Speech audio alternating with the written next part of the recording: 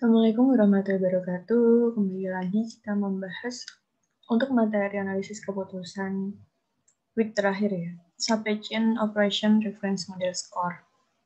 Untuk skor ini sebenarnya perhitungannya itu bukan rumit ya, jadi banyak yang dihitung. Jadi untuk materi ini saya lebih concern ke teorinya saja karena agak susah kalau misalnya kita membahas semua perhitungannya. Jadi setidaknya teman-teman itu tahu bahwa ada metode supply chain operation reference model, jadi mungkin nanti bisa jadi insight untuk tugas akhir teman-teman untuk menghitung supply chain dari suatu perusahaan gitu. Nanti saya beri contoh, ada jurnal studi kasus. Kalau mau dibaca lebih lanjut lagi sebenarnya skor itu seperti apa sih nanti implementasinya gitu. Oke, kita langsung aja untuk introduction. Jadi untuk skor ini dikembangkan oleh Supply Chain Council, SCC. Jadi SCC di sini adalah perusahaan nirlaba yang independen dan didirikan pada tahun 1996 oleh perusahaan konsultan manajemen global PT Liu Rabintot dan McGrath, PRTM. Dan firma riset pasar dari Advanced Manufacturing Research AMR di Cambridge, Massachusetts, kemudian dimulai dengan 69 perusahaan sukarela, jadi awalnya 69 perusahaan sukarela dan sekarang ya, memiliki hampir 1.000 anggota di seluruh dunia ya. Karena sekarang kan SCM udah sangat berkembang gitu, jadi perusahaan-perusahaan pasti banyak yang udah concern mengenai SCM ini. Untuk selanjutnya, di sini tujuan SCC adalah untuk mengembangkan model referensi proses rantai pasok standar yang memungkinkan komunikasi yang efektif di antara mitra supply chain dengan cara yang pertama adalah menggunakan terminologi standar untuk berkomunikasi dan mempelajari masalah rantai pasok dengan lebih baik. Kemudian menggunakan matriks standar untuk membandingkan dan mengukur kinerja mereka. Jadi ada terminologinya, mempelajari masalah rantai pasok dengan lebih baik. Jadi ini benar-benar dipelajari dari rantai pasok yang paling awal ya. Jadi semua proses itu kita identifikasi ini. Nah, di sini nanti akan ada matriks-matriksnya untuk membandingkan dan mengukur kinerja masing-masing. Nah, di sini ada proses reference model. Jadi model referensi proses itu untuk mengintegrasikan konsep-konsep terkenal dari rekayasa ulang proses bisnis atau bisnis proses re-engineering, benchmarking, dan pengukuran proses ke dalam kerangka kerja. Jadi benchmarking itu kayak apa ya istilahnya, kayak studi banding tuh. Kita lihat yang lebih baik. Jadi misal teman-teman KKL gitu kan ada benchmarking biasanya di universitas lainnya. Jadi kunjungan gitu kita lihat, oh sistem mereka ternyata seperti ini. Wah ada sistem yang bagus nih, mungkin bisa diadopsi. Jadi kayak gitu. Untuk urutannya di sini ada business process re-engineering. Ini ya. Capture the as-is state of a process and derive the result to be future state. Nanti untuk bahasa Indonesianya ada di slide selanjutnya. Kemudian untuk benchmarking, di sini tahapannya adalah quantify the operational performance of similar companies and establish internal targets based on best-in-class results. Kemudian di tahapan best practice analysis, ini ada characterize the management practice and software solutions that result in best-in-class performance. Nah, proses reference model ini punya semua ini. Jadi ketiga ini merupakan proses reference modelnya, dijadikan satu di proses reference model.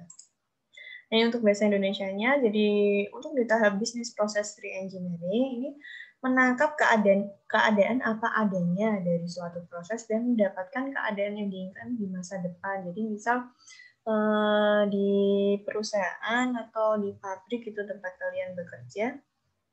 Nah ini menangkap keadaan apa adanya dari proses yang kalian lakukan gitu sehari-hari. Nah nanti akan didapatkan keadaan yang kalian inginkan. Misal ketika kalian menangkap keadaan yang saat ini ada itu kayak masih ada kekurangan gitu.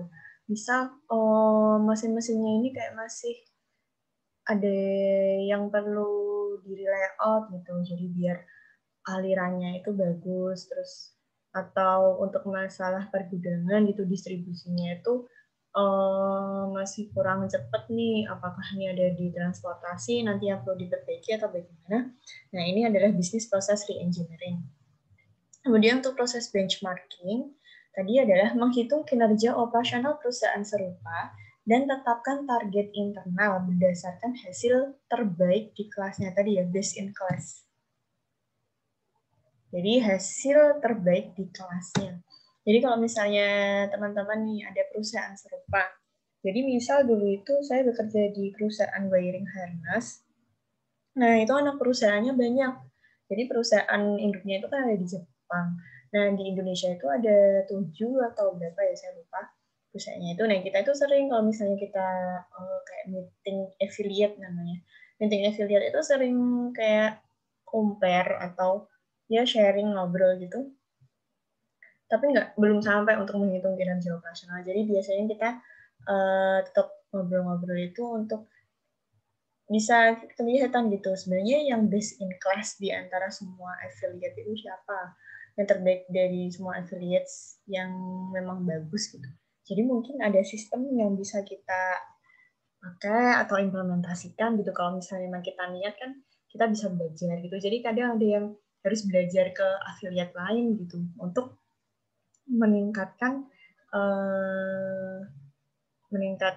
kinerja kita gitu. Karena mungkin dia termasuk best in class tadi, terbaik di kelasnya. Kemudian di sini ada best practice analysis. Jadi karakterisasikan praktik manajemen dan solusi perangkat lunak yang menghasilkan kinerja terbaik di kelasnya. Ini juga sama, best in class tadi, tapi ini untuk praktik manajemen dan solusi perangkat lunak. Jadi biasanya untuk sistem IT-nya ya. Jadi kalau dulu itu affiliate tempat saya itu tuh untuk IT-nya itu cukup bagus. Untuk masalah bea cukainya. Jadi untuk affiliate lain atau perusahaan lain itu ada yang belajar ke tempat kami gimana sih sebenarnya sistem yang diimplementasikan gitu. Nah, ini mungkin untuk yang solusi IT itu yang terbaik di kelasnya adalah tempat kami ya. Jadi kayak gitu best practice analysis. Kemudian, nah di sini proses reference model itu hanya ini ya menjadikan satu semuanya jadi sama. Di sini menangkap, menghitung, karakterisasi. Kemudian ada, nah ini kita masuk ke skornya. Jadi supply chain operation reference model itu adalah disingkat dengan skor. Penggunaan utama skor adalah untuk mendeskripsikan, mengukur, dan mengevaluasi konfigurasi rantai pasok. Di sini skor mengandung deskripsi standar proses manajemen. Jadi standar proses manajemen, kemudian ada kerangka hubungan di antara proses standar, metrik standar untuk mengukur kinerja proses, dan praktik manajemen yang menghasilkan kinerja terbaik di kelasnya. Jadi diulang-ulang. Praktik manajemen yang menghasilkan kinerja terbaik di kelasnya. Jadi gimana kita bisa menjadi best in class. Kemudian memungkinkan perusahaan untuk mengevaluasi dan membandingkan kinerja mereka dengan perusahaan lain secara efektif. Tadi benchmarking. Kemudian identifikasi dan kejar keunggulan kompetitif tertentu. Nah, ini kita harus punya target. Kemudian identifikasi perangkat lunak yang paling sesuai dengan persyaratan proses spesifik mereka. Nah, ini kita harus tahu juga gitu. Maksudnya mungkin diimplementasikan di tempat lain itu bagus banget gitu, tapi ketika di kita apakah memang mentah-mentah mau diimplementasikan seperti itu atau harus ada modifikasi lainnya. Nah, itu juga perlu diidentifikasi dulu. Kemudian skor boundaries. Boundaries itu adalah ini ya. Di PEMSIS kita juga sering bahas boundaries. Boundary itu adalah ruang lingkup atau batasan. Nah, jadi di sini rentang atau lingkup skor. Yang pertama adalah semua interaksi pelanggan. Dari entry pesanan hingga faktur berbayar. Nah, jadi ini interaksi pelanggan itu dari dia memesan sampai dia dapat invoice ya istilahnya, sampai dapat nota lah istilahnya faktur berbayar itu. Kemudian semua transaksi produk, jadi ada bahan fisik dan layanan dari pemasoknya pemasok, jadi suppliernya si supplier gitu. Jadi kan kadang supplier itu nggak cuma bikin sendiri ya, dia jadi bisa aja ngambil dari tempat lain gitu. Misalnya saya ngambil barang dari teman saya jual, nah itu ternyata teman saya juga ambil barang di saya, tapi nanti dijual lagi. Nah, itu pemasoknya pemasok tuh dari supplier saya. Jadi dari pemasoknya pemasok hingga pelanggannya pelanggan. Ini kalau misalnya kalian punya reseller, punya usaha, nah kalian punya reseller gitu, itu adalah pelanggannya pelanggan. Kemudian termasuk peralatan, persediaan, suku cadang, dan produk massal, serta perangkat lunak, dan lain-lainnya. Kemudian ada semua interaksi pasar, dari pemahaman permintaan agregat hingga pemenuhan setiap pesanan demand ini ya. Jadi apa namanya, dari forecastingnya atau dari demand langsung kalau kalian make to order, nah itu. Kemudian ini masih score boundaries. Skor tidak mencoba untuk menggambarkan setiap proses atau aktivitas bisnis, termasuk penjualan dan pemasaran, perhitungan permintaan, penelitian dan pengembangan teknologi, pengembangan produk, beberapa elemen pendukung pelanggan pasca pengiriman. Jadi ini nggak termasuk untuk ini. Nah, di sini adalah skor basic management process. Ini gambar ini pasti akan selalu ada ketika kalian searching mengenai skor. Jadi skor ini terdiri dari plan, source, make, deliver, and return. Nah, di sini ada suppliers-nya supplier, ini di bagian sini. Kan kita cuma tahu dia deliver untuk proses sebelum-sebelumnya, nggak tahu. Lalu di sini ada supplier, internal or external. Jadi bisa supplier internal atau supplier eksternal gitu. Supplier internal itu biasanya masih satu perusahaan, bukan satu perusahaan, misalnya satu anak perusahaan lah. Misalnya kayak si siapa tuh namanya, si Jarum. Nah, Jarum itu kan kayak punya pabrik yang khusus buat apa wadahnya itu, kardusnya itu, yang nyetak kardusnya itu. Nah, itu kan tetap anak perusahaannya Jarum. Nah, itu salah satu supplier internal. Kalau eksternal tuh benar-benar nggak ada kaitannya sama perusahaan. Nah, ini batasannya adalah ada source, sumbernya, kemudian pembuatannya gimana, kemudian pengirimannya ke kita itu bagaimana. Nah, ini return itu ketika dikembalikan. Ini pengembalian ke suppliernya supplier. Nah, ini adalah your company. Nah, di sini ada source, sumbernya kita suppliernya dari mana nih? Yang tadi internal atau eksternal. Kemudian baru kita bikin kan karena udah dapat material, lalu di deliver. Nah, ini untuk return-nya itu kan return source. Ya, kita kan kadang kalau misalnya ada cacat material itu bisa kan kita kembalikan ke supplier gitu. Nah, ini juga harus kita rencanakan ya, maksudnya gimana sistemnya gitu. Terus ketika kita mengirim, kadang ada barang yang mungkin rusak di jalan atau ternyata lolos QC. Nah, itu ada yang perlu dikembalikan. Ini juga perlu ada sistemnya. Ini adalah plan-plannya itu mau bagaimana di company kita atau perusahaan kita. Nah, di sini ada customer, nah ini internal or external. Sama ya, jadi customer itu juga ada customer yang internal, ada customer yang eksternal. Ini juga sama, untuk stepnya ada source, sumbernya itu berarti dari kita, kemudian dia tuh gimana, apa mau diolah lagi, apa seperti apa, kemudian dia dikirim ke customer, ya ini kayak kita tadi yang saya bilang reseller ya. Kalau kalian punya reseller ini kan dikirim lagi ke customer lainnya. Nah, kita cuma tahu oh udah dia jadi reseller gitu, berarti dikirim ke customer lainnya. Plan, source, make, deliver, return, profit, the organizational structure of the score model. Nah, ini untuk plan, source. Plan itu rencana, source itu sumber, make itu membuat, deliver itu mengirimkan, dan return adalah mengembalikan. Nah, ini semua merupakan struktur organisasi. struktur organisasi atau organisasional dari model SCORE. Nah, di sini SCORE, scope dari basic management process. Jadi untuk SCORE ini tuh ada level-levelnya. Untuk level pertama dan merupakan top level, nah ini berupa tipe proses. Di sini skemanya itu ada plan, tadi ya, plan, source, make, deliver, return. Jadi di sini untuk keterangannya level 1 didefinisikan sebagai ruang lingkup atau cakupan dari SCORE. Pada tahap ini basis dari performa kompetitif ditetapkan. Jadi dasarnya dari performa kompetitif ini ditetapkan di sini. Jadi plan-nya kayak gimana, source gimana, make gimana, deliver gimana, return gimana, ini dibahas di top level 1. Kemudian di level 2 ada konfigurasi level, yaitu kategori proses. Level 2 merupakan penjabaran top level. Dijelaskan sebagai jenis atau konfigurasi yang terbagi ke dalam ada make to stock, make to order, atau make to assemble. Assembly ya biasanya. Jadi pembuatannya itu kita cuma assembly aja. Kemudian untuk di level 3, ini adalah level elemen proses, ini kecil-kecil, ini ada di bawahnya, nanti ada penjelasannya, P1, 1 apa, P1, 2 apa.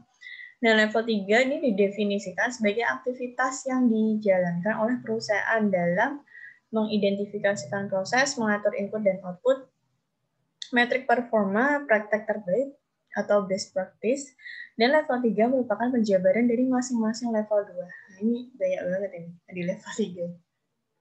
Kemudian di level 4 adalah level implementasi atau dekomposisi dari elemen proses. Jadi tiap elemen proses yang di elemen 3 ini, yang di level 3 ini nanti akan didekomposisi atau dijabarkan kembali. Jadi yang P1, P1, 2 nanti dijabarkan lagi. Level 4 dijelaskan sebagai tahapan implementasi terhadap penjabaran dari masing-masing elemen pada level 3. Jadi untuk scope skor modelnya itu ada di level 1-3, untuk yang 4 ini not in scope atau tidak berada di dalam scope-nya. Nah ini untuk yang scope on basic management process yang P11 tadi itu terdiri dari identify atau identifikasi, prioritize atau memprioritaskan, dan aggregate supply chain requirement. Jadi kebutuhan agregat dari supply chain. P12 ini ada identify, assess, dan aggregate supply chain resources. Jadi mengidentifikasi, terus assessment itu kayak penilaian, dan aggregate dari sumber daya supply chain-nya. Kemudian P13 adalah balance production resources with supply chain requirement. Jadi membalance dari sumber daya produksi dengan kebutuhan dari supply chain. Jadi antara kebutuhan sama sumber daya itu dibalance di P13. Kemudian untuk P14 adalah establish and communicate supply chain plan. Jadi istilahnya bukan mendirikan ya kalau supply chain plan itu kayak benar-benar menghandle supply chain plans-nya dan mengkomunikasinya dengan baik. Nah, di sini ada penjelasan masing-masing level. Jadi untuk level 1 adalah mendefinisikan ruang lingkup dan isi dari model SCORE. Jadi ini kayak generalnya ya, jadi keseluruhannya ini tuh dibahas di level 1. Selain itu, pada tahap ini juga ditetapkan target-target performasi perusahaan untuk bersaing. Kemudian di level 2, merupakan tahapan konfigurasi dari proses-proses rantai pasok yang ada. Ini adalah tahapan konfigurasinya dari level 1 ini. Kemudian untuk level 3 merupakan tahap dekomposisi proses-proses yang ada pada rantai pasok menjadi elemen-elemen yang mendefinisikan kemampuan perusahaan untuk berkompetisi. Tahap ini terdiri dari definisi elemen-elemen proses, input dan output dari informasi mengenai proses elemen. Jadi ada matriks-matriks dari kinerja proses, best practice, dan kapabilitas sistem yang diperlakukan untuk mendukung best practice. Untuk level 4, di sini merupakan tahap implementasi yang memetakan program-program penerapan secara spesifik, serta mendefinisikan perilaku-perilaku untuk mencapai competitive advantage dan beradaptasi terhadap perubahan kondisi bisnis. Di sini ada skor level 1 yang tadi ya ada plan, source, make, deliver, return. Jadi di sini plan atau rencana, proses yang menyeimbangkan permintaan dan pasokan untuk menentukan tindakan terbaik dalam memenuhi kebutuhan pengadaan, produksi, dan pengiriman. Jadi plan itu mencakup proses menaksir kebutuhan distribusi, perencanaan dan pengendalian kesediaan, perencanaan produksi, perencanaan material, perencanaan kapasitas, dan melakukan penyesuaian supply chain dengan financial plan. Jadi semua plan-plan ini kayak forecasting dan lain sebagainya itu harus disesuaikan dengan financial plan-nya juga. Kemudian di sini ada source atau sumber, yaitu proses pengadaan barang maupun jasa untuk memenuhi permintaan. Proses yang tercakup meliputi penjadwalan pengiriman dari pemasok, menerima, mengecek, dan memberikan otorisasi pembayaran untuk barang yang dikirim pemasok, memilih supplier, dan mengevaluasi kinerja pemasok. Jadi proses bisa berbeda tergantung pada apakah barang yang dibeli, termasuk yang stock, make to order, atau engineer to order product. Nah, di sini ada make atau membuat, merupakan proses mengubah produk bahan jadi untuk memenuhi rencana permintaan atau aktual. Nah, di sini ada caranya adalah penjadwalan produksi. Kemudian ada deliver atau pengiriman. Di sini proses yang menyediakan barang jadi dan layanan untuk memenuhi rencana permintaan atau aktual. Biasanya berupa manajemen pemesanan, manajemen transportasi, dan manajemen distribusi. Dan di sini contohnya adalah manajemen gudang atau warehouse management, mulai dari menerima dan mengambil produk untuk memuat dan mengirimkan produk. Kemudian ada return atau pengembalian. Di sini proses yang terkait dengan pengembalian atau penerimaan produk yang dikembalikan. Nah, di sini harus ada aturannya ya, manajemen aturan bisnis pengembalian. Nah, ini untuk level 1, contohnya adalah ada dua atribut kinerja kalau di level 1, yaitu yang pertama adalah customer facing, ini yang artinya penting bagi pelanggan. Jadi untuk yang pelanggan ini sudut pandangnya itu ada reliability, responsiveness, dan flexibility. Kemudian untuk internal facing itu artinya penting untuk monitoring internal. Jadi yang perlu dimonitoring adalah cost dan aset. Nah, ini untuk level 1 metriknya ini ada beberapa ya. Ada perfect order fulfillment. Nah, untuk perfect order fulfillment ini sendiri itu maksudnya adalah seperti pengukuran yang terpisah. Jadi ini merupakan persentase dari pemesanan. Jadi kayak pengiriman tepat waktu dan terpenuhi. Nah, itu harus ada tanggal, persetujuan tanggalnya itu kapan gitu.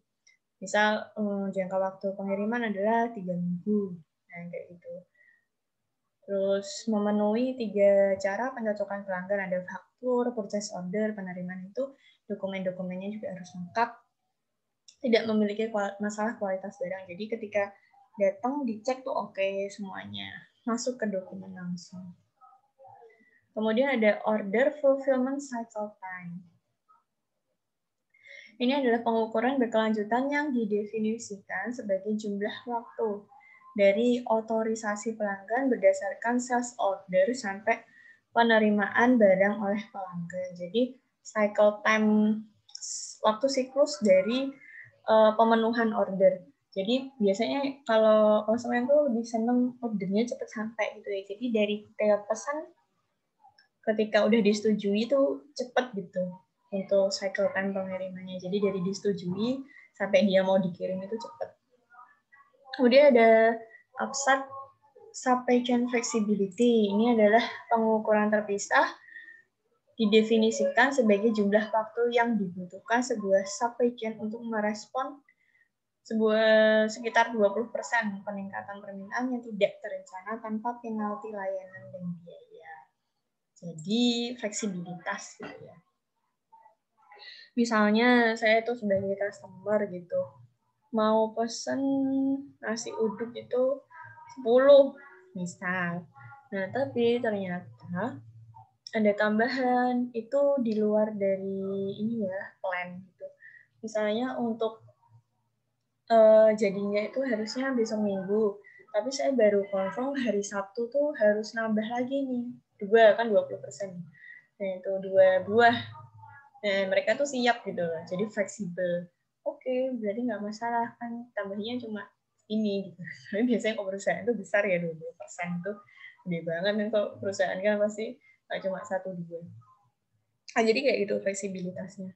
Kemudian ada upside supply chain adaptability. Jadi di sini kemampuan pemenuhan penambahan yang dapat dipertahankan di kuantitas-kuantitas yang bisa dicapai dalam waktu 30 hari tanpa pemesanan kembali, biaya hukuman atau penalti atau persediaan. Nah, di sini adalah sorry. Untuk yang flexibility ini waktunya.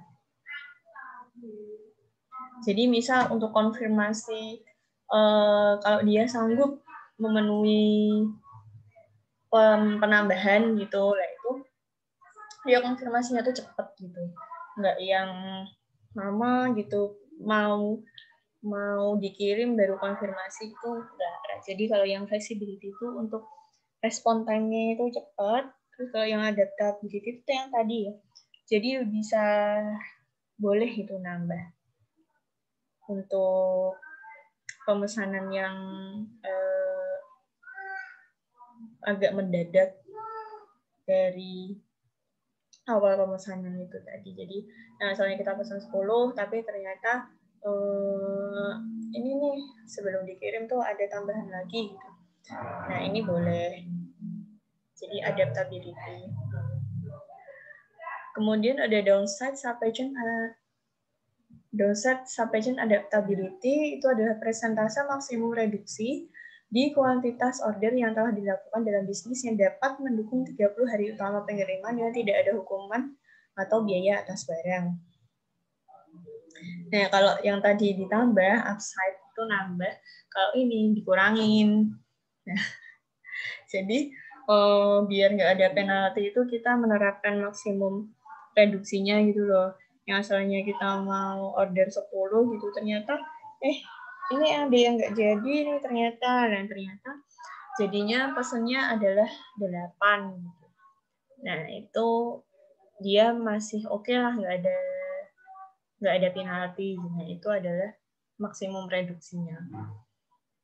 Kemudian supply chain management cost. SCM cost itu ini ya.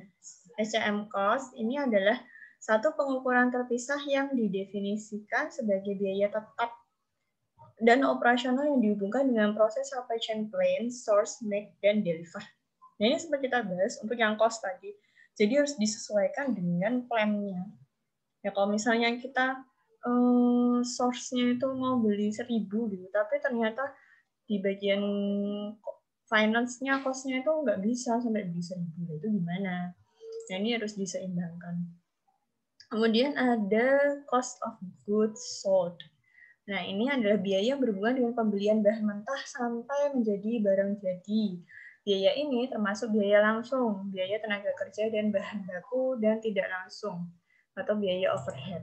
Nah, ini udah masuk ke dalam internal ya, supply chain management cost, cost of goods sold, ini udah termasuk di dalam internal. Kemudian ada cash to cash cycle time. Jadi adalah pengukuran berkelanjutan yang didefinisikan sebagai penambahan jumlah hari persediaan menjadi jumlah hari piutang dan kemudian mengurangi jumlah hari hutang. Hasilnya adalah jumlah hari modal kerja dalam organisasi yang terkait dengan pengelolaan supply chain. Nah, ini terkait dengan cycle time. Jadi kalau misalnya kalian kan semakin nambah inventory itu kan jadi ada on hand ya, biaya on hand-nya itu. Nah, itu kan juga berpengaruh ke asetnya kita. Kalau misalnya kita nyimpan terus, ya kita mau disimpan di mana lagi gitu kalau misalnya untuk barang yang di gudang itu tidak berputar gitu. Jadi masih di gudang, semua kita apakah punya aset untuk menyimpan semua itu. Kemudian ada return on supply chain fixed asset. Di sini adalah ukuran pengembalian pendapatan organisasi berdasarkan modal yang diinvestasikan di supply chain fixed asset meliputi active file type yang dipergunakan dalam plan, source, make, deliver. Nah, ini yang merupakan fixed asset itu apa aja. Kemudian ada return on working capital, adalah pengukuran yang mengkaji nilai dari investasi yang berhubungan dengan posisi modal kerja perusahaan dibandingkan dengan pendapatan yang dihasilkan dari supply chain. Jadi nilai investasi dengan modal kerja perusahaannya, working capital. Jadi ini modal kerjanya perusahaan itu kita punya berapa gitu. Nah, itulah yang dijadikan patokannya. Nah, untuk level 2 di sini adalah level konfigurasi dan berhubungan erat dengan pengkategorian proses. Jadi level 2 ini dilakukan dengan pendefinisian kategori-kategori terhadap setiap proses pada level 1. Pada level ini, proses disusun sejalan dengan strategi supply chain. Tujuan yang hendak dicapai pada level 2 ini adalah menyederhanakan supply chain dan meningkatkan fleksibilitas dari keseluruhan supply chain. Kemudian pada level 2 ini, kendala pasar, kendala barang, dan kendala perusahaan untuk menyusun proses inter dan intra perusahaan. Ada kendala-kendalanya. Ini adalah contohnya. Jadi ada plan, ini ada yang P1 adalah plan supply chain, P2 adalah plan source, P3 adalah plan make. Jadi semuanya tadi yang tahapan dari source sampai return itu ada plan-nya, ada perencanaannya. Nah, ini bagian supplier kan, di bagian sini kan source, make, deliver, customer. Nah, ini source-nya ada source stock product, source make to order product, source engineer to order product. Yang tadi sempat dibahas di atas. Nah, ini make-nya juga tergantung dari source-nya. Ada make to stock, make to order, dan engineer is order.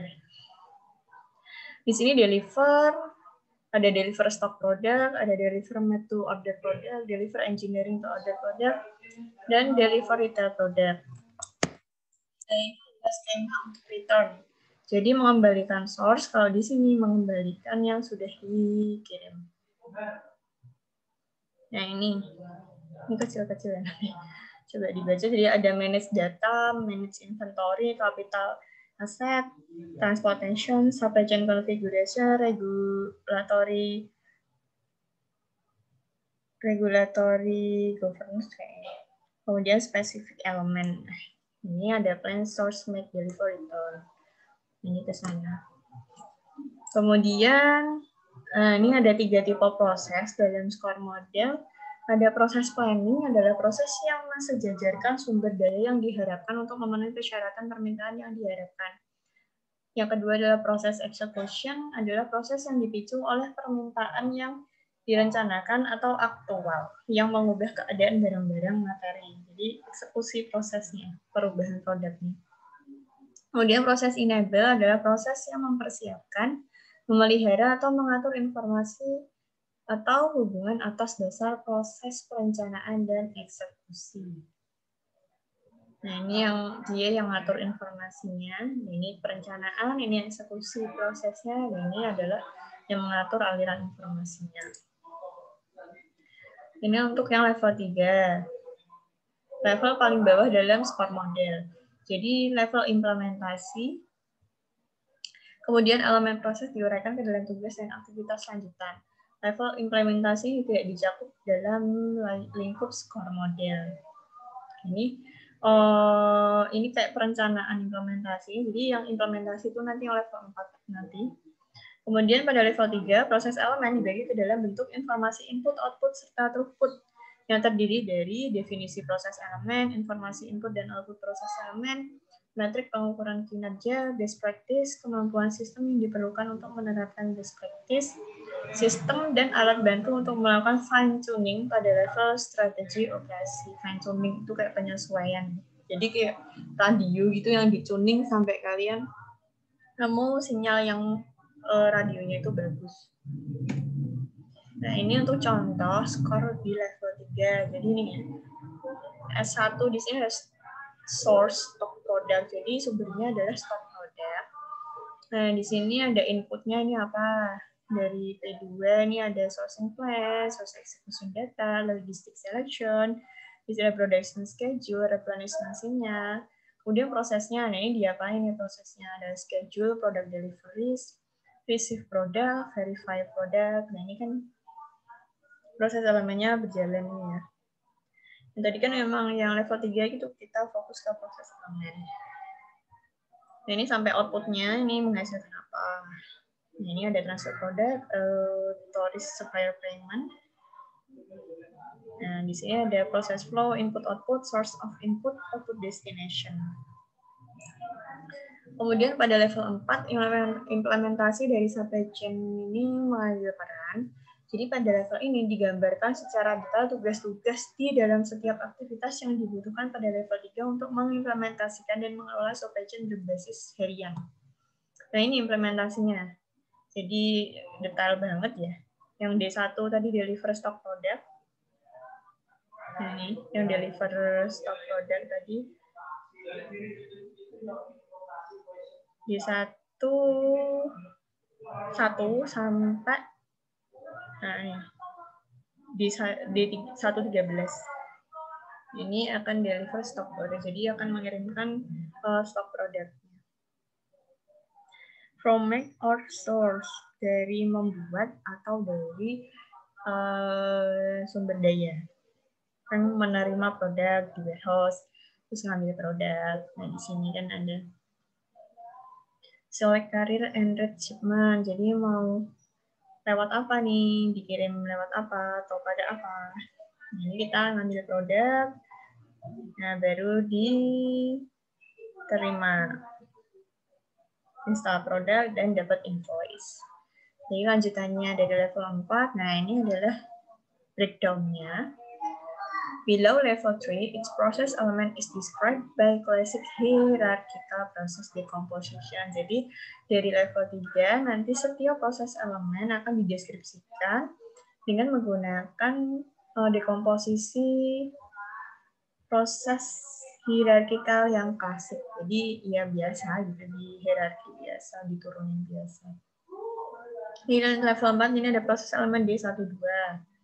D12 kita cari dia ngapain kan, ada receive, enter, and validate order.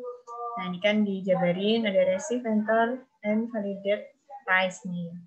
Terus diturunin lagi 1, 2, 3. Jadi ada apa?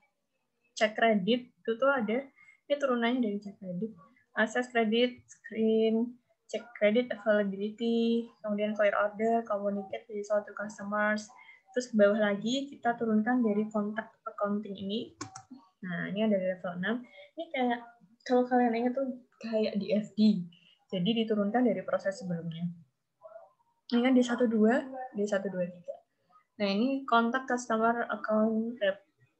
Kemudian look up customer history, if necessary, account rep, call sales manager to authorize additional credit, account rep clears, kemudian account rep refuses credit request. Jadi ini kalau ditolak kreditnya.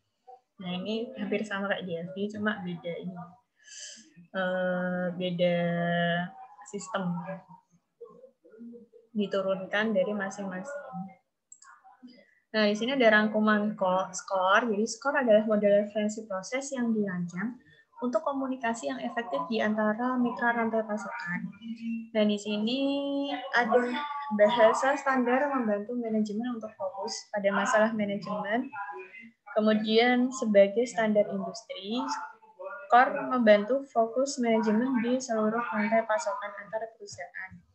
Kemudian skor di sini digunakan untuk menggambarkan, mengukur, dan mengevaluasi konfigurasi rantai pasok. Nah, di sini ya menggambarkan, maksudnya mendeskripsikan. Jadi di sini definisi proses skor standar memungkinkan hampir semua rantai pasokan itu dikonfigurasi. Nah, ini jadi konfigurasi tiap proses di dalam skor itu sangat dimungkinkan gitu. Kemudian mengukur, matrix skor standar memungkinkan pengukuran dan pembandingan kinerja rantai pasokan. Jadi matriks-matriksnya tadi bisa untuk mengukur dan membandingkan kinerja rantai pasok. Kemudian evaluasi, konfigurasi rantai pasokan dapat dievaluasi untuk mendukung peningkatan berkelanjutan dan perencanaan strategis. Nah ini jadi bisa dievaluasi di dalam pembuatan skor tadi kan kelihatan tuh masing-masing rantai pasoknya. Nah, ini bisa dievaluasi agar dapat ditingkatkan dan bisa dilakukan perencanaan strategis. Oke, referensinya saya cuma ambil dari ini, karena memang ini yang dari SCC atau Supply Chain Council. Jadi silahkan kalau mau dilihat langsung itu dalam bentuk bahasa Inggris. Kemudian saya tunjukkan untuk contoh studi kasusnya.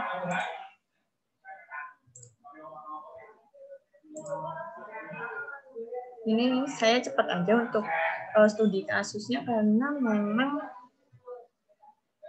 studi kasus ini tuh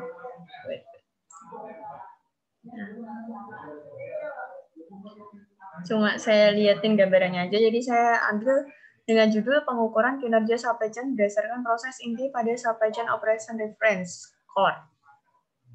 Nah, ini di studi kasus PT Arta Pena Sakti Gemilang Malang.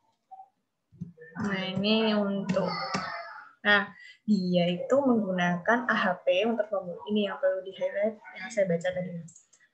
Dia untuk pembobotan indikator performansinya menggunakan metode AHP. Jadi ini juga metode yang bisa disandingkan dengan AHP. Di AHP itu digunakan untuk indikator bobotnya. Kemudian setelah mengetahui bobot dan target pencapaian dari masing-masing indikator kinerja, selanjutnya dilakukan perhitungan scoring system dengan objektif matrix OMAX. Nah, ini pakai scoringnya pakai OMAX. Jadi itu tadi ya kompleks gitu metode skor ini. Jadi nggak bisa kalau kita menyelesaikannya dalam waktu 1 hari. Nah, ini contohnya, ini adalah contoh aliran supply chain-nya. Jadi nanti kalau teman-teman tertarik untuk menggunakan skor, ini kalian harus bikin dulu aliran supply chain-nya itu di perusahaan seperti apa. Nah, dari sini, ini nanti kalau misalnya memang udah selesai di skor, itu perlu ada perbaikan. Nah, inilah yang diperbaiki biasanya.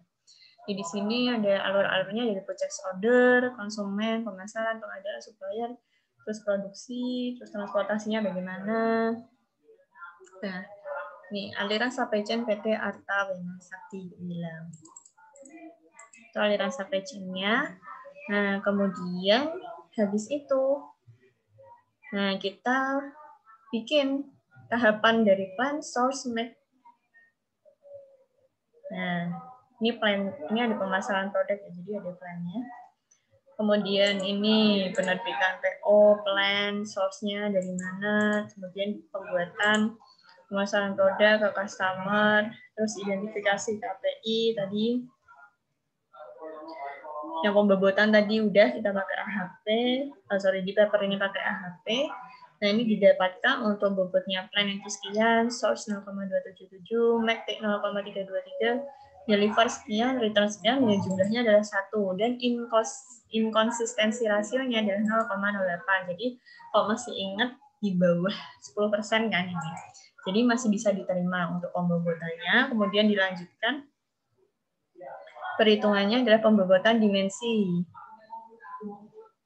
Nah, ini ada plan. Plan ini dimensinya dari reliability, responsiveness.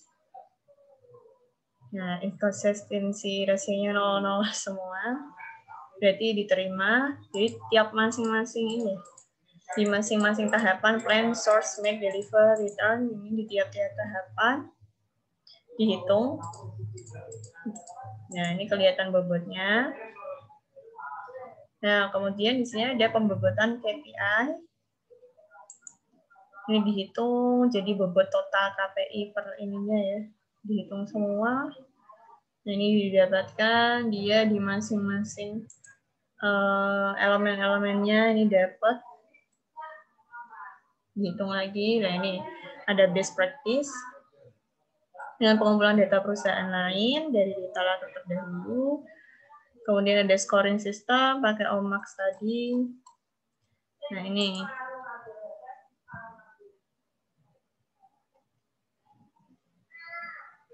Nah, ini untuk level, udah sampai level 2 kan, best practice tadi. Terus kita ke level, nah, Ada level 4 berapa, terus level 3-nya. Ini saya nggak banyak bahas perhitungannya karena memang banyak ya yang dihitung. Jadi untuk tiap perspektif, untuk tiap tahapan sama kriteria, ini kan plan sendiri, make sendiri, source sendiri, deliver sendiri. Jadi silahkan nanti bisa dilihat untuk studi kasusnya kalau kalian tertarik. Nah, ini didapat. Ada kesimpulannya, ada 31 KPI. 31 KPI, 6 KPI untuk plan, 7 KPI untuk source, 9 KPI untuk make, terus 4 KPI untuk deliver, 5 KPI untuk return. Dari hasil scoring untuk pakai OMAX, ada indeks totalnya 7,48. Nah, berdasarkan traffic system, nilai indeks tersebut berada pada kategori kuning, yang menunjukkan bahwa performansi supply chain PT Arta Wena Sakti Gemilang Malang secara keseluruhan belum mencapai performa yang diharapkan, meskipun hasilnya mendekati target yang ditetapkan. Jadi ini cari dia itu posisinya di mana sih? Ternyata dia kalau di traffic light system itu di warna kuning. Nah, jadi seperti itu, ini contohnya, ini banyak ya yang udah pakai score. Jadi silahkan kalau teman-teman tertarik, ini juga saya lampirkan. Sepertinya itu saja yang bisa saya sampaikan, semoga bermanfaat. Jika ada pertanyaan bisa silahkan komen. Assalamualaikum warahmatullahi wabarakatuh.